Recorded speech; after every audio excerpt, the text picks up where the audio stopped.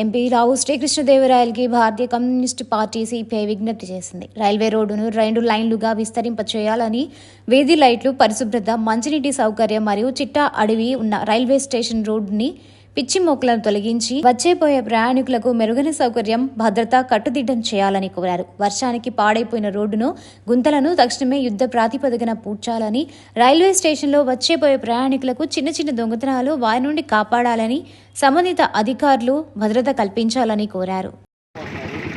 6 గంటలు దాటితే వీధి లైట్లు ఇవన్నీ కూడా లేకపోవటం వల్ల ఇక్కడ వచ్చే పోయే వాళ్ళు కూడా భయభ్రాంతులు అవుతూ ఉన్నారు.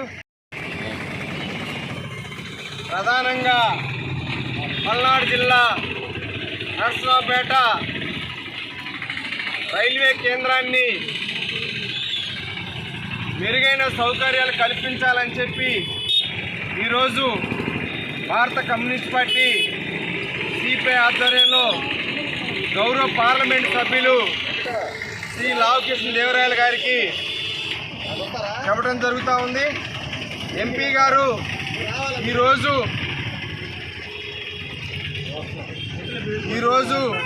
ఈ యొక్క రైల్వే స్టేషన్ని సందర్శించాలని చెప్పి, మెరుగైన సౌకర్యాలు కల్పించాలని చెప్పి, అదేవిధంగా ఇక్కడ ఉన్నటువంటి ఈ రోడ్ని డబల్ లైన్ రోడ్డుగా మార్చాలని